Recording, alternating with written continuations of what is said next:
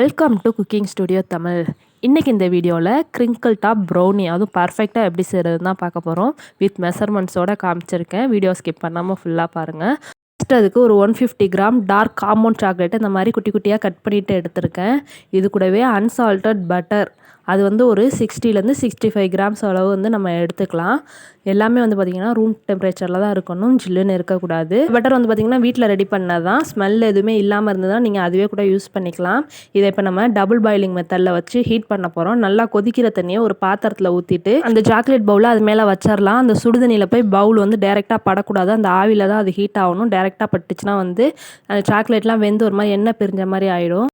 Sugar, white sugar ஒரு 75 கிராமும் நாட்டு சக்கரை ஒரு 75 கிராமும் எடுத்திருக்கேன். அடுத்து மைதா வந்து மெஷர் பண்ணிக்க போகிறோம். அது ஒரு 90 கிராம் வந்து நம்ம எடுத்துக்கலாம். கொக்கோ பவுடர் வந்து ஒரு 25லேருந்து 30 கிராம் வரைக்கும் எடுத்துக்கலாம். நான் ஒரு 25 கிராம் வந்து எடுத்திருக்கேன். இப்போ நம்ம மெல்ட் பண்ண வச்சுருந்த சாக்லேட்டுமே நல்லா வந்து மெல்ட் ஆயிடுச்சு. இந்த ப்ராடக்ட் எல்லாத்தையுமே அளந்துட்டு நம்ம ஓடிஜியை ப்ரீஹீட் பண்ண ஸ்டார்ட் பண்ணிட்டோம் அப்படின்னாக்க இது எல்லாத்தையுமே ரெடி பண்ணி உள்ளே வைக்கிறதுக்கு கரெக்டாக இருக்கும். அடுத்ததாக ஒரு பவுலில் 2 முட்டை வந்து உடச்சி ஊற்றிக்கிறேன். மீடியம் சைஸ் முட்டை தான் வந்து எடுத்திருக்கேன். ரூம் டெம்பரேச்சரில் இருக்கணும். அதில் ஒரு பிஞ்ச் அளவுக்கு உப்பு சேர்த்துருக்கேன். கொஞ்சமாக ஒரு ஸ்பூன் அளவுக்கு வெனிலா எசன்ஸ் வந்து சேர்த்துருக்கேன். நம்ம எடுத்து வச்சுருந்த சர்க்கரையை வந்து பவுட்ரு பண்ணிட்டு சேர்த்துக்கிறேன். ஏன்னா கரையிறதுக்கு கொஞ்சம் ஈஸியாக இருக்கும். முழுசாக போட்டோம்னா கொஞ்சம் கரைய லேட் ஆகும். நம்ம ப்ரௌன் சுகர் சேர்த்தோம் அப்படின்னாக்க கூட அப்படியே போட்டுக்கலாம். நான் நாட்டு சக்கரை சேர்த்ததுனால மிக்சியில் வந்து ஒரு சுற்றிட்டு வந்து சேர்த்துக்கிறேன். இப்போ எலக்ட்ரிக் பீட்டரை ஃபஸ்ட்டு ஸ்பீடில் வச்சுட்டு பொறுமையாக வந்து நம்ம மிக்ஸ் பண்ணிக்கலாம். சக்கரை வந்து நல்லா கரைஞ்சிருக்கணும். இந்த மாதிரி தொட்டு பார்த்திங்கனாக்கா அந்த சக்கரை வந்து தென்படக்கூடாது, நல்லா வந்து வலுவலுன்னு இருக்கணும். அந்தளவு நல்லா அடித்ததுக்கப்புறமா நம்ம மெல்ட் பண்ணி வச்சுருக்க அந்த சாக்லேட்டையும் பட்டரையும் சேர்த்துட்டு முட்டையும் எல்லாம் வந்து ஒன்றா மிக்ஸ் ஆகிற அளவுக்கு பீட் பண்ணால் போதும். சாக்லேட் சேர்த்ததுக்கப்புறம் ரொம்ப நேரம் வந்து பீட் பண்ணக்கூடாது. மெயின் சக்கரை நல்லா கரைஞ்சிச்சான்னு செக் பண்ணிவிட்டு அதுக்கப்புறமா நீங்கள் சாக்லேட்டும் பட்டரும் மெல்ட் பண்ணதை சேர்த்துக்கோங்க. இந்த முட்டை கூட நம்ம சாக்லேட் சேர்த்தது ஜஸ்ட்டு கரைஞ்சா போதும். அதுக்கு ஒரு 2-3 செகண்ட் பீட் பண்ணால் போதும்.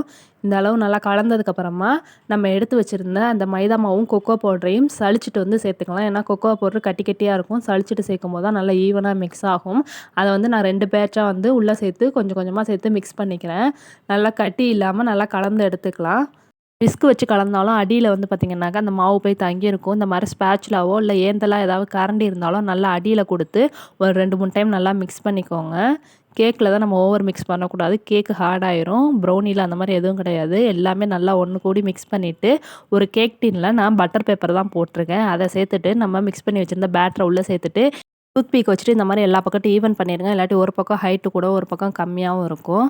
இப்போ ப்ரீ ஹீட் பண்ணி வச்சுருக்க ஓவனில் நம்ம கேக் டின்னை உள்ளே வச்சிடலாம்.